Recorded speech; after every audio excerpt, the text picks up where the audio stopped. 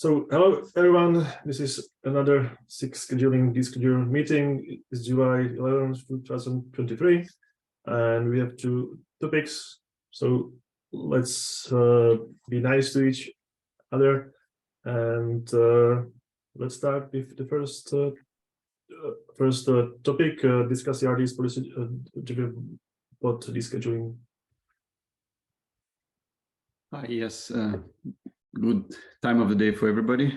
I'm Ilya, I'm currently at Apple, and I would like to discuss this topic in terms of specific need that we experience within the company, and I think is generally useful functionality to have in general. So I'm going to share my screen so you can see like the bullet points I made for this talk. It's really not a slide deck, but just the bullet points. I don't know if I can share the screen. No, I can. Do you think, Jan, you can allow me, or? Yeah, sure. I stop sharing. Let me see. Ooh, haven't used Zoom in a while with the. Let me check. Okay, so let me make sure I'm not sharing my checking account. Let's see.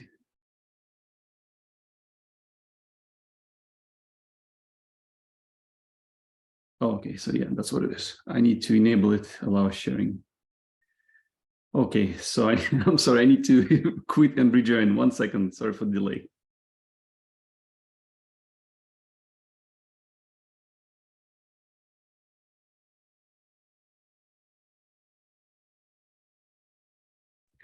So before Ilya joins, I just checked our list of issues and PRs, and the list is quite long. So another bullet point at the end to triage a bit. Yeah, that's true.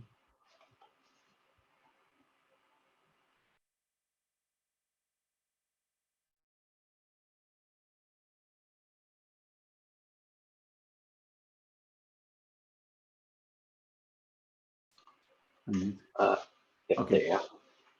I was muted and disabled. Okay, can you see my screen? Awesome.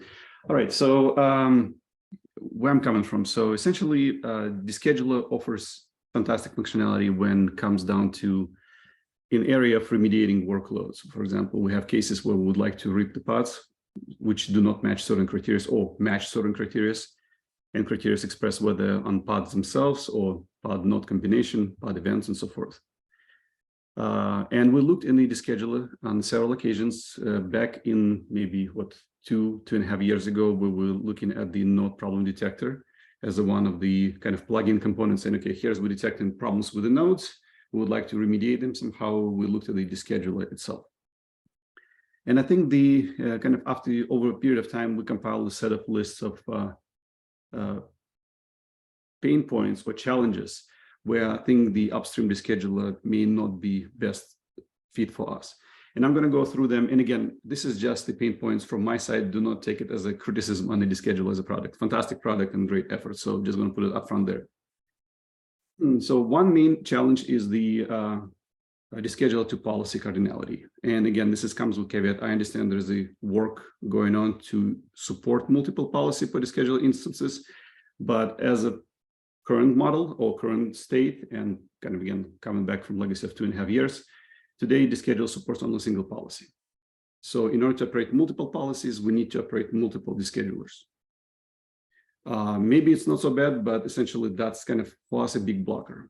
And for us, essentially, when we're operating the multi-tenant based cluster, we want to be able to craft policies which are maybe more tenant specific. So that becomes a bit of a challenge. Again, for larger cluster with multi-thousand node configuration with hundreds, thousands of pods running, operating multiple cluster level DESCHEDULERs could be also a bit problematic, and you will see it below. The policy lifecycle in DESCHEDULER essentially tightly coupled to the DESCHEDULER instance itself. In other words, every time we need to update the policy, we will need to restart DESCHEDULER. And again, it's fine when we operate in DESCHEDULER as a kind of cluster component, cluster-centric component. This is kind of big event. However, it could be also disrupting, especially if in the future we start supporting multiple policy per DESCHEDULER instance. Then now remain to be seen how we're going to manage the lifecycle of the policy. Will single policy will still require the scheduler start to apply to these changes, even though it supports multiple policies and so forth. And then policy definition is a big part, but I guess it's not the biggest one. So I think the top item is going to be cluster scope. So as I mentioned earlier, we operate the multi-tenant cluster, and sometimes cluster scope policies are a bit too coarse and too static for us. We have a conflicting policies definition from different tenants who, let's say, would like to apply the policy for specific use cases, let's say whether it's taint reinforcement or some other types of eviction or deletion. And while they generally match, they may have different differences in particular timeouts, how long you're allowed to support the given taint, or which use case you support and not support. Hence, it's really hard to apply general policy at the cluster level, which fits well all tenants. That's I guess, bad cliche saying like one size fits all, fits none. So it's while we can attempt to tailor one size policies, rarely it's efficient for all our tenants, because always you're going to have this snowflake use cases where tenants say, oh, but I like that, but except this A, B, C, D things. So a lot of the things in the current descheduler policies, I make these, I want to say, static or coarse assumptions, and which they, again, fine. They totally fine, make sense for the cluster level. However, some of them we would like to also tweak for our tenants. So for example, like, let's just pick one. Like, I'm going to pick one, daemon set pods, never evicted. We want to be able to provide this functionality where a customer can choose, saying, hey, in this policy, we allow daemons. Moreover, we maybe only want to zoom in on daemon set pods to evict them and so forth. What else? Eviction only. So this is something which, again, near and dear to me, specifically, I'm a strong proponent of eviction in general. However, there could be use cases where we want to rip pods where are not otherwise evictable. Use case operating in the bare metal environments where we can have nodes or kubelets going in a bad state where essentially pods get stuck in terminating state because kubelet is not responsive. And in those cases, we actually not only want to delete, but we want to actually force delete in some cases. So there could be use cases where customers saying, hey, I'm blocked rolling my deployments out because now I have a bunch of pods stuck in terminating state and there's nothing I can do about it. I would really love to apply a policy which finds the pods which are stuck in terminating state, being in that state for longer than X duration, and which have additional traits like whether it's labels, annotations, so forth, and namespaces and so forth, and delete them, or force delete them. The scheduler itself offers a nice concept of rate limiters per max number of pods per namespace per node. Again, those are a bit, maybe a little bit too coarse. Again, because we want to apply those per policies and be a little bit more dynamic in the sense that we want to differentiate even with a single namespace. If we apply multiple policies or different policies, we want to be able to have those per policy. And final, I think that's the big one, which is, again, that's something that we will consider into contributing all those features and the policies definitions to upstream, because I think none of them are super blocking and not unsurmountable. We could totally implement them into existing descheduler. However, the one big thing is the execution model. So current descheduler has the batch execution model, whether it's, I'm going to just sleep, run, sleep model. And it can run as a cron job, as a job, or as a deployment. But deployment itself also operates in this batch mode where it basically uses the wait loop, where essentially it will operate every so often. And in that batch, it will process all the objects it needs to process against the policy and then perform eviction. And again, mentioning that operating in such mode in the very, very large clusters create challenges. First of all, those could be a little bit too slow to react. For example, we would like to react on the pod or node change events rather than cron job invoking every, let's say, 5 minutes. Moreover, even every 5 minutes for large clusters with multi-thousands nodes or hundreds of thousands of pods, 5 minutes could be actually too aggressive because it may not have enough time to finish processing all the pods against all the policies within 5 minutes. So as you can see, it can result in this perpetually busy loop of continuous processing, even though, for example, nothing changes in the cluster in terms of policies, nodes, or pods. So essentially, it's busy processing and without any eviction or deletion. So, and I think that's kind of the biggest challenge, because essentially, in order to overcome that, we will basically need to revisit how the descheduler implemented today. From the perspective of this batch processing, more into realm of controller base, if you will, where we're watching both policies, if we decide to support policies as the CRDs, watching objects like nodes and pods, to which we can then react in real time or as close as possible and perform the policy enforcement.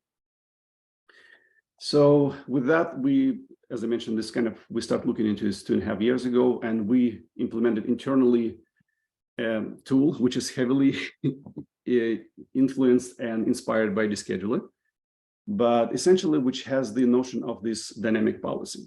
And it supports two types of policies at scope of cluster scope and namespace scope policy. A lot of the policy primitives are inspired by label selector, where essentially we can apply selector primitives in terms of matching, like where you can say is exist, not exist, equals, greater than, less than. And we can apply to pretty much all, or almost all fields at the objects in terms of nodes, pods, or pod events. Policies themselves are identical between cluster and regular policy. They're exactly identical, except cluster has this additional notion of exclusion for namespaces. When we define cluster policy, we can say, oh yeah, apply to all, but let's say exclude cube namespaces. Do not touch the system namespaces. But everything else the same. Strategy section defines the notion of what type of eviction or deletion we would like to apply, where we want to delete or evict, and gives you a little bit more fine grain of grace period. So in cases when we want to delete, force delete, we can say grace period 0. So do not even bother. This pod is stuck in terminating state. Go ahead and force delete it. Supports the dry run, where we can test policies before applying them. So it will invoke everything as it is, except the final eviction or deletion. So it will match policies and do all of it, except it will not destroy the pod. It will emit pod events, however, or eviction events. Rate limiter defined at the policy level as well, and it defined in terms of sliding intervals, where we have basically, it's upstream implementation of rate limiter with the time duration and burst intervals. So we can say evict up to 6 pods per hour, which almost identical to pod every 10 minutes, but it's not quite. So it has a burst of 6, so you can evict 6 in first second and then be idle for the next 59 minutes. And you can define that. And there are interesting use cases where this rate limiter can be used even in terms of not necessarily addressing something that bad happened. You can, for example, want to stagger your pods to have restart time over a period of time. So for example, you can apply the policy and for my 100 pod deployments, go ahead and apply and make sure that every pod start runs, let's say 10 minutes from each other, which could be useful in cases, again, this is a little bit made up case, but let's say you have a memory leak where your pods can periodically restart. So instead of them restarting all at the same time, you want to stagger them up and just restart them at least more gracefully. And then that's the heart of the policy is the matchers, where I mentioned that we have the nodes, pods, and pod events matchers. And this is not exhaustive, but pretty comprehensive up-to-date list of what we're currently matching on. We're matching on the metadata, annotations, creation, deletion, finalizers, controller order kind, and labels. We can match on the, node specs today, where we can say, okay, match the nodes if they have specific taints. And the taint matching happens also with the notion of duration. Say not only match that this node has this taint, but assert that this taint was longer than. So for example, if node just got tainted, you can say, hey, do not evict yet. Assert that this node been tainted for at least 5-10 minutes or 1 hour, so forth. Similar applies to the conditions, very similar to taints, except it applies the same logic to conditions with notion of duration. And pods have identical metadata matching, and pod specs, basically today we implement priority class names, priorities, and tolerations. The tolerations are done here, so this way we can avoid attempting evict pods based on the taint, which tolerate the taint. So in other words, saying that if we want to enforce taint-based eviction, we want to say, okay, cool, so but only evict those pods which do not tolerate taints, because otherwise kind of it breaches the contract with the user. So yeah, and then the status of the pods very similar. We have condition, container statuses, and auxiliary fields phase, pod IDs, or pod IPs, sorry, and reason. And finally, there is a pod events section where we can not only mention pods themselves, but we can say, hey, just watch pod events as well. And if you detect this specific event, let's say we have frequent, let's say, for example, failure create sandbox. Those are type of unrecoverable issues for us. This node must be bad. We cannot operate in this node. Go ahead and evict yourself and go somewhere else to run. So those could be helpful to zoom in into a specific details of the pod state. So that's the kind of general schema of the pod Reaper schema, which we're currently using. Where I'm going with this. So ultimately, I think would be nice to have something, maybe we find it useful for us, and I think that could be something useful for general community. People should be able to, I think they will find it useful to operate this type of pod Reaper policies in the clusters. Nice thing about it that it offers both namespace and cluster level support, so customers themselves can basically operate at the RBAC level, where they, within your namespace, you can define Reaper policies, which only going to be applicable to your workloads within your namespace. Granted, or the further predicates will be matching for your specific workload. So this will not require customers to implement their own processes, which frequently the case in many internal applications where customers actually do something similar to upstream descheduler. Sometimes it's maybe just a bash script, sometimes it's a cron job similar to that, where they periodically run and sweep and delete pods. And sometimes it's useful, sometimes it's not so much. Specifically, the use cases we're frequently running in the multi-tenant environments where customers do not have access to cluster level resources like nodes. So they cannot operate the scheduler at the namespace level without RBAC leaking, so in other words, without them granting access to the node objects. For example, if they want to examine the taints and so forth. So they really can only base their policies on the pods and not node states. So that's one of the use cases where namespace policy could be useful, given customer ability to operate the policy which touches the node's properties or watches node properties without customer have direct access to the node themselves, which is useful because we can operate in general tenets of node understanding that, okay, those are the taints or standard taints available on the nodes. So you can evict yourself or delete your workloads if you detect nodes being tainted. So yes, and again, not to take too much time of this meeting, that's the general thrust of the this project and general kind of information about why we couldn't use upstream descheduler for our needs. I have also small demo if there is an interest to show how the descheduler policies work. Again, not to take too much time from the meeting because I understand there's other things. So let me know if that's something would be interest to you, or maybe we can set up a follow-up meeting to go a little bit more in details. But ultimately, I would like to kind of get feedback from you guys to see if this is something that we have an interest in. I view Pod Reaper, again, as a complementary nature to existing descheduler, not necessarily competing, even though some functionality is overlapping. There are some cases that this project will not support, like currently descheduler supports, like load balancing and high-low utilization nodes. Those are domains of the scheduling, if you will. And we kind of, this particular project focus only on the detecting and deleting ripping pods. So hence the notion of Reaper. So I'm going to pause here and kind of let you guys ask questions or let me know if you have any further interest in demo, maybe follow up. Yeah, thank you for going through this. I'm glad that we were able to finally get a meeting together to show it off. So like the whole idea of CRD based policies has, I think we talked a little offline, it's come up before. People ask for like an operator to run the descheduler or something. And, we've always said that, if you have tenants, just have them run their own descheduler. I think like the points that you're making here, and I'm sure the points that other people have made too in these discussions are showing that that really doesn't scale. And that sort of like scalability and configurability are two of the goals that we've really been wanting to, I guess, work towards as part of our, the ongoing framework work. So I think it is at the point where, kind of that inflection point of asking, like, does the descheduler, as we're telling people to run it, work at scale in a multi-tenant environment? And, I think clearly not.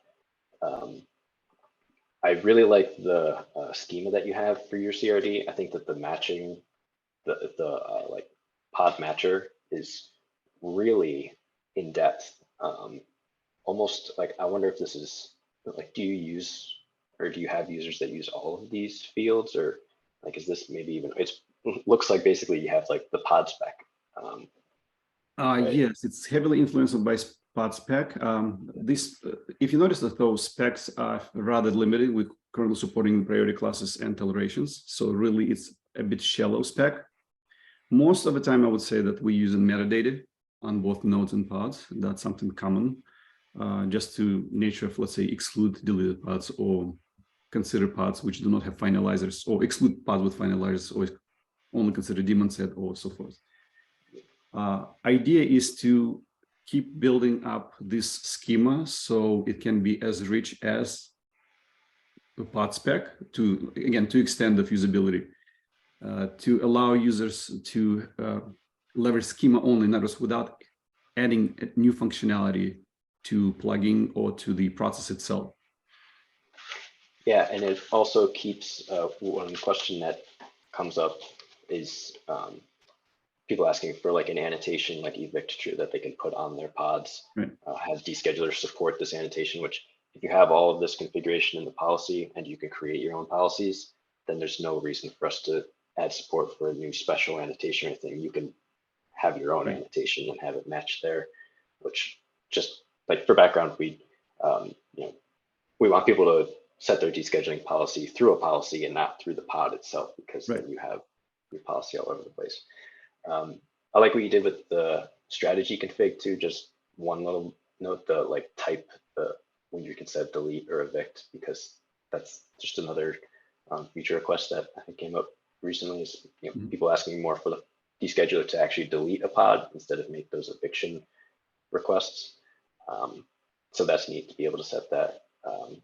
And then the big thing that stood out to me is, like you talked about, kind of the event-based eviction, being able to react instead of that sleep run cycle.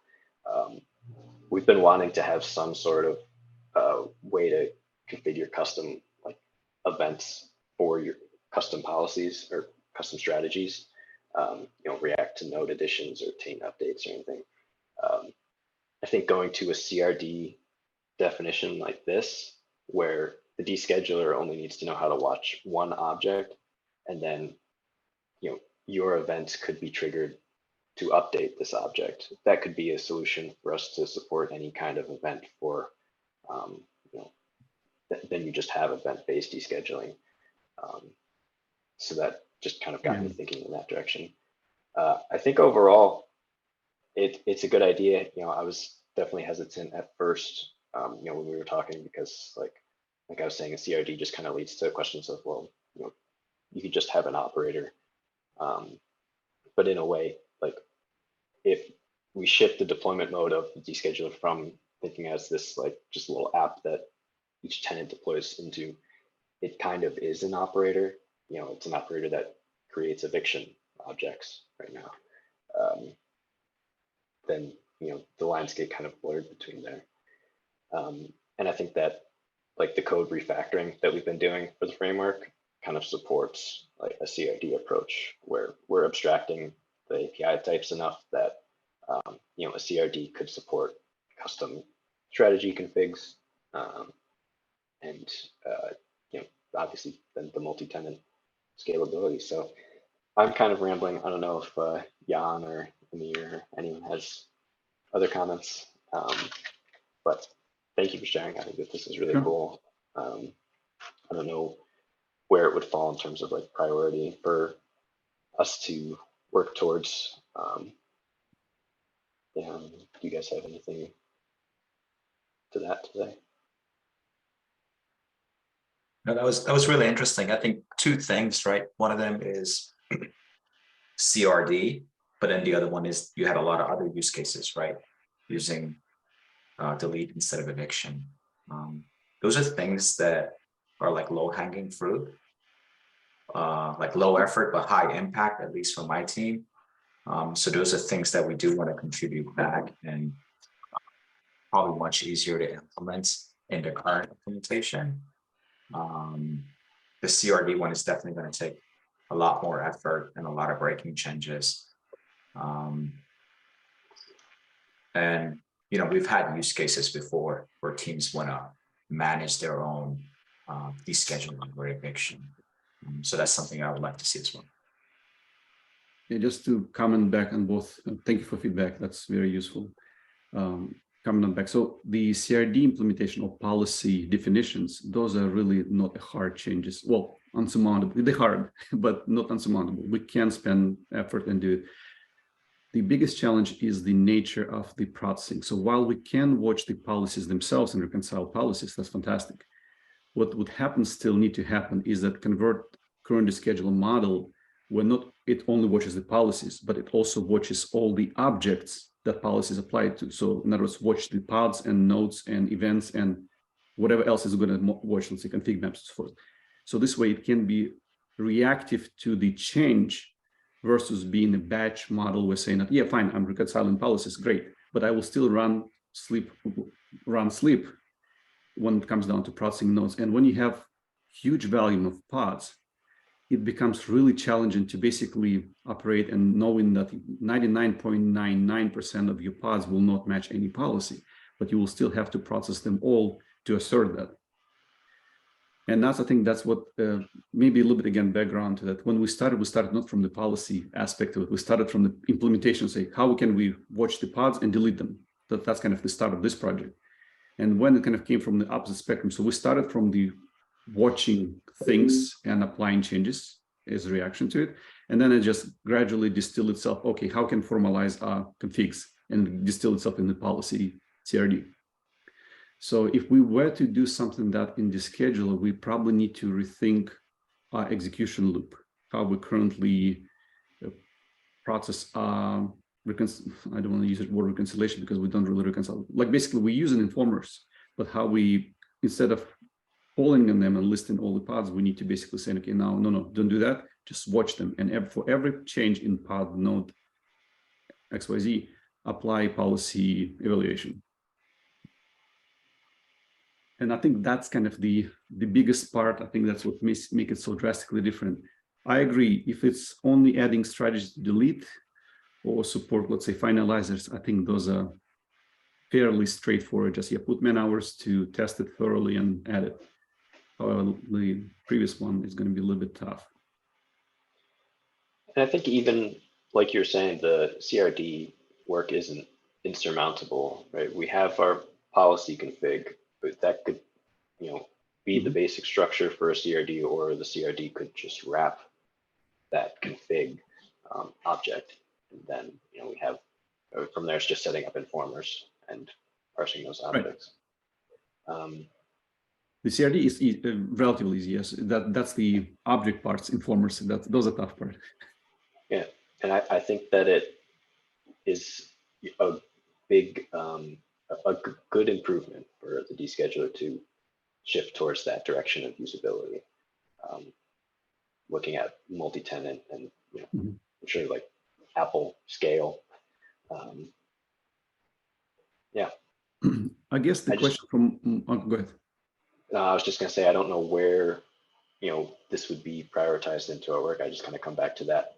I don't know if we want to like put this into our framework work. I guess, we could kind of talk about that, because I think that was the next thing on the agenda, right? Was what comes up, what's next for the framework. But before we do that, you're going to say something. Sorry. Yeah. I think the deschedule itself is fairly stable today. I think we are in V2, if I'm not mistaken, right? So it's question is that if we were to add this sort of support for, let's say, controller base / informer base for objects, I think it's probably going to be a bit of, again, instability. So it's pretty significant V3 feature.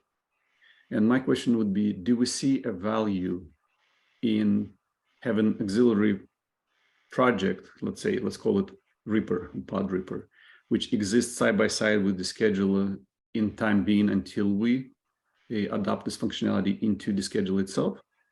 Or do we want to kind of slot it for V3, for example, and wait until kind of roadmap reaches that level? The reason why I'm asking, because I think there could be good use case for both, but I also would like to see that, for example, if customers could have access to this level of project right now, they could provide additional feedback on features which currently could be, like in terms of even those, okay, it would be cool to support this other pod spec, field definition, and so forth. Yeah, I think as long as it's not like splitting the, having people run two things and having people wonder like, which one do I run? Getting it out there. We're also, as far as the V1, V2, it's all alpha. We're planning to like iterate more on this. I think the ultimate end goal is to try to get to actual V1 stable. And I think that this would be a good part to include in that journey. But yeah, if you have this like ready to publish and go open source, then it's yours, go for it. But if you also want to pick up the effort to contribute. Well, and that's absolutely that. So that's the whole idea of the presenting in front of this SIG, is that to see what is the good strategy for this. I would ideally, if we decided to publish as auxiliary project, I would like to see it on the SIG descheduler. So this way, it actually part of this overall effort, so user community is not split and confused which one is which, and are those competing projects and so forth. So if there's such an option, that would be great if we could publish it under the same SIG and maybe have a separate project called, I don't know, Reaper or whatever the name is. I'm horrible with names. So something that we can put the roadmap on it and saying, here, this is the auxiliary project, which could be marked as temporary until we absorb the changes into the schedule as a part of the roadmap, or they could exist side by side as a complementary projects. It could end up going the other way too. What if, Reaper ends up being successful, we take the stuff that we have from DESCHEDULER framework, custom policies, things like that, shift that into Reaper if it's, whichever ends up fitting. Yeah, I think, trying to get it as a Kubernetes SIG project, that would be a broader, it's all under SIG scheduling. So we would probably want to talk there. Okay. But I think let's do the next agenda item, Jan, if you don't mind, because I think that this kind of fits into that, like scoping out what the rest of our work is now that we have the framework in kind of a stable spot. Excellent. Thank you for your time, guys. Yeah, thank you for presenting. Thanks, Ilya, for everything you said. I'm thinking of one case where actually, I'm not sure if you describe how the Reaper actually reconciles the policies, but I assume that the Reaper reconciles only a single policy, right? And then the control implementation then goes through all the matchers and tries to delete or heavy pods, but like it's a one huge monolith, or like can you reconcile multiple policies at the same time? The best analogy I could make, think about RBAC reconciler. So while you have one controller reconcile RBAC policies, whether it's cluster or namespace, it's a single controller, but it can support multiple policies. So today Reaper operates policy store, where it stores all the policies, cluster and namespace, and it reconciles them all. And when we watch for the object, let's say for pod, and pod have changes, it goes ahead and processes this pod against entire policy store. So it will match all the cluster policies against given pod, and then only pod name specific policies if there are any.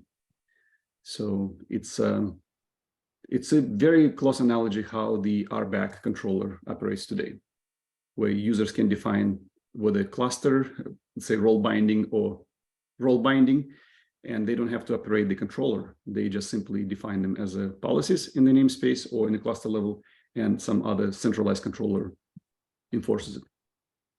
Okay. So the thing is that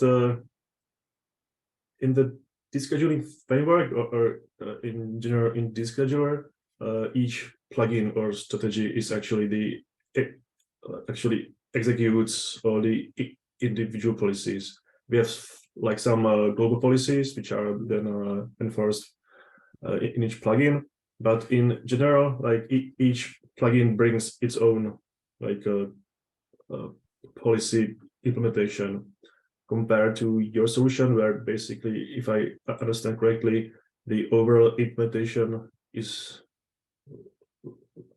like just one huge plugin, which like doesn't change, right? So basically, in our case, where we are now providing ability to implement the custom plugins, which allows you to extend like the policies that you can handle. Then in your case, the list of policies is hard-coded and set, right? So yes. So the two aspects of it. So the policy, we strive to make policy as rich as possible and supporting any number of fields, which otherwise normally would require two different plugins. Let's say, for example, daemon set plugin and regular path plugin. In that case, we don't need to do it because now you can express that desire in the policy itself. With that said, the extension of it, again, being a policy object. So today, as I showed on the screen, was pod RIP policy, or cluster pod RIP policy. Nothing prevents us from adding additional policy types. For example, let's say config map RIP policy, just making this up. So where you want to go ahead and delete absolute config map, or let's say PVC RIP policy, where we have stranded PVCs after pod deletions and want to go ahead and delete them, or so forth. So we can operate the same controller where you add now new support for new types of policies. If that makes sense. yeah.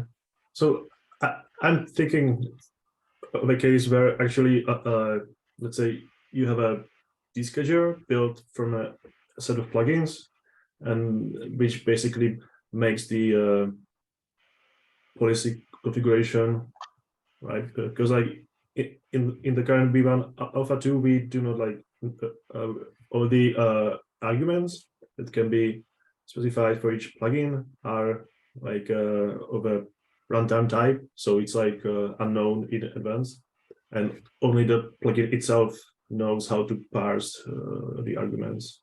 Right. Yeah. So as I mentioned, I'm good. Yeah, as I mentioned, that the policies themselves are trying to be more expressive in terms of how we control the rate limiting or how we control the path selectors and so forth. And I think I would like to have policies a bit more comprehensive. Let's say, for example, when it comes down to pods, I would like the policy to be as universal as possible so we can tailor for any use case pod selectors.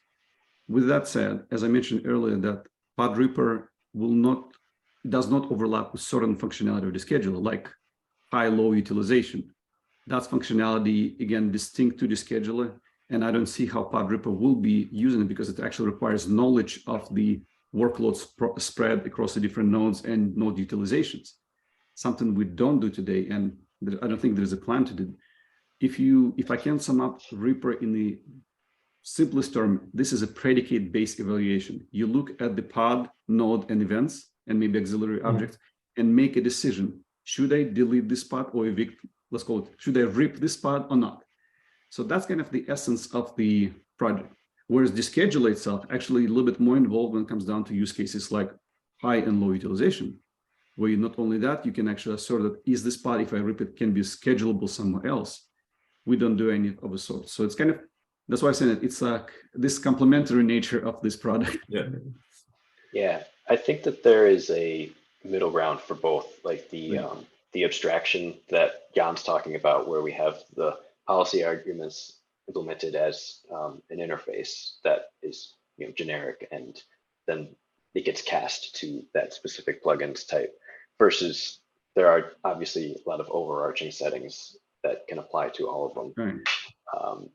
One thing was we started looking at this more generic approach because as like a cube project that a lot of people use, it can become like coming up with a comprehensive list of settings can really quickly grow into something that's not maintainable. And that's what the V1 Alpha 1 API was. It was very strictly defined each field. Right. So that's why we shifted it to more generic. The API definition is simpler, and you know, it isn't as I forget what the word that you used that described it was, but it wasn't as like clear when you look at the API definition of what you can do, but it becomes more comprehensive. So it's not as like apparent what it can do in the definition, but it is more comprehensive because it's anything. But I think you can pull out those common fields that are obvious, and then keep the interface, the runtime object part for policy specific arguments, exactly. like utilization. There is extensibility for that. I totally agree. And I think like when we look in strategy, evict versus delete, I could see totally customers have their own mechanisms, how they want to process those, and they can probably implement custom strategy. I guess it becomes also a question on a strongly defined schema versus now you have a schema with more generic type of map fields where you'll allow specific implementation to interpret those differently. Like this is turning like into very, very interesting discussion. I would like to hear more about. Yeah, I'm sorry for taking so much time with you guys. So just no, I mean like the opposite, like having another hour like would be great. But like given the time constraints, we can like probably open an issue or like maybe a Google Doc and like put all the ideas down there. And yeah, I would love to present it more. If there's an interested more, or we can do a quick demo of different policies to run them in live and against my kind cluster just to get more feedback. This is very valuable to me as well. So yeah, that would be great. Like we can either schedule a like async meeting, or if like you're not in a hurry, we can do it next time. And I already took too much time, so go ahead to the next item. yeah, sorry. So the next topic on the agenda, and let me just reshare my screen.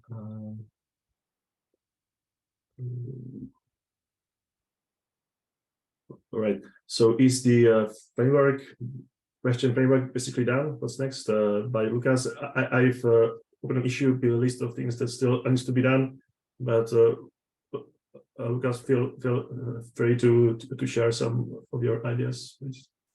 Yeah, basically I brought this item because I think we blocked a lot of things because of the framework, like the development.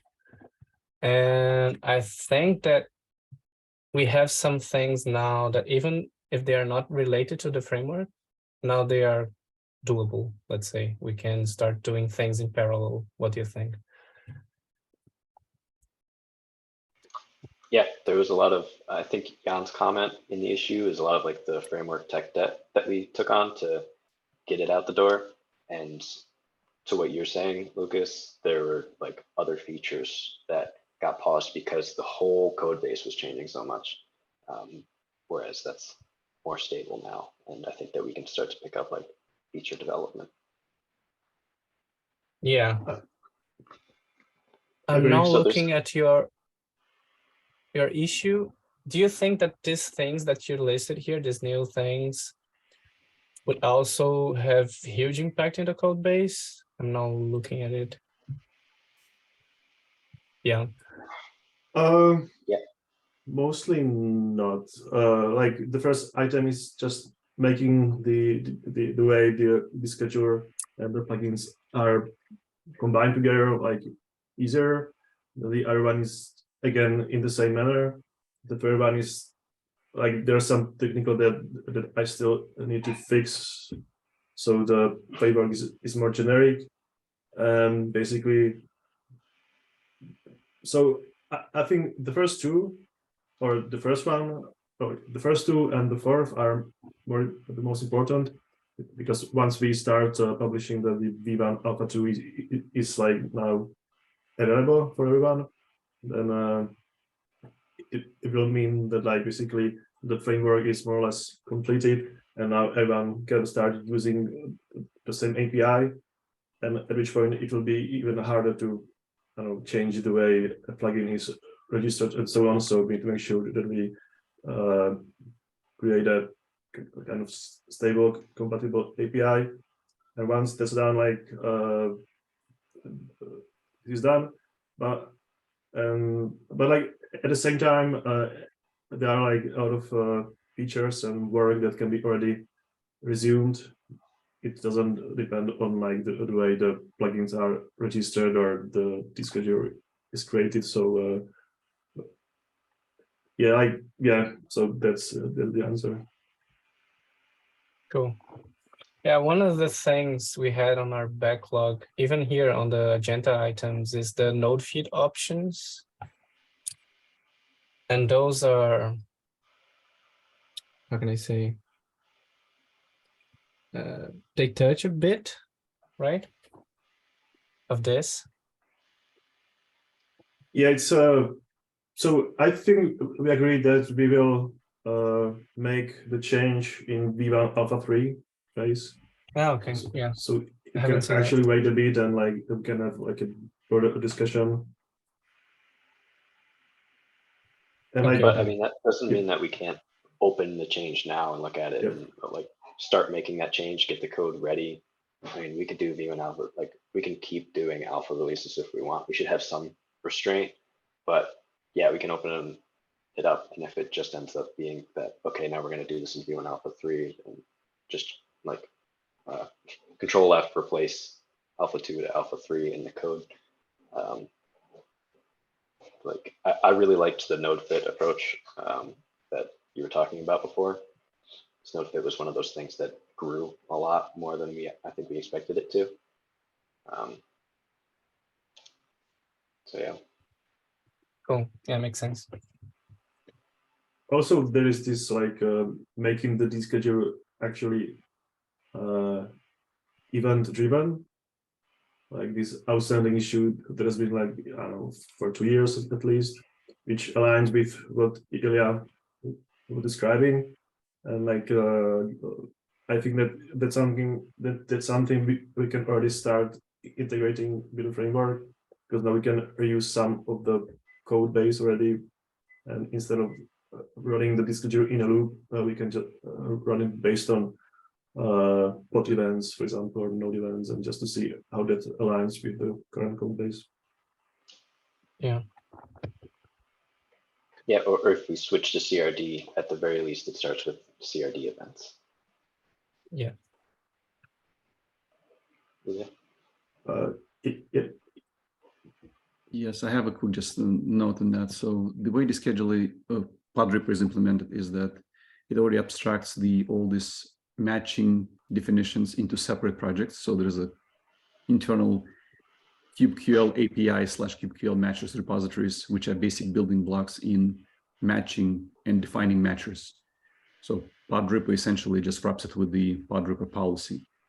Ultimately, we could potentially share those as a part of a SIG. So that could be a common library for matching and defining those things at the higher scale, but yet have different implementations, whether it's the scheduler, Ripper, both, and so forth. So in other words, we can have same libraries which do the same thing, but may have different implementations as a final product.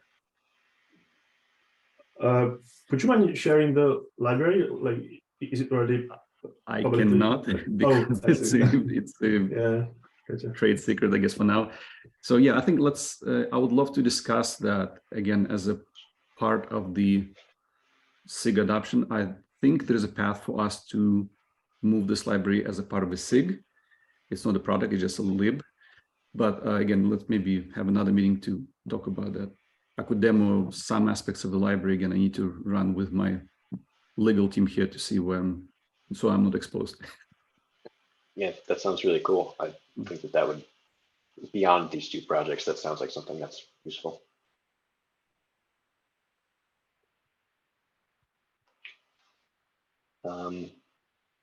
So yeah, I think that like the questions of what's next kind of does fall into those two questions of the tech debt and like what got abandoned that we need to pick up. Lucas, do you want to grab like the second part, what got abandoned, and add it into the same issue, or I can, yeah, I can do that. track like Oh, yeah. Yeah. I'll grab that action item. Yeah, that's it for me. Just so we start like these things in parallel. Well, yeah. All right, cool, thank you. And there is the last topic on the agenda that we have a lot of issues and reviews, but as it was already discussed, like now we can start or resume addressing all those issues which were on hold. And like the list is quite long. I think there are like at least 3 pages of issues on GitHub, and also the PR reviews like has been stuck as well. There's a bunch of open PRs for some time, and like given some of the PRs or issues were already closed by the bot, then might need to visit those as well. But yeah,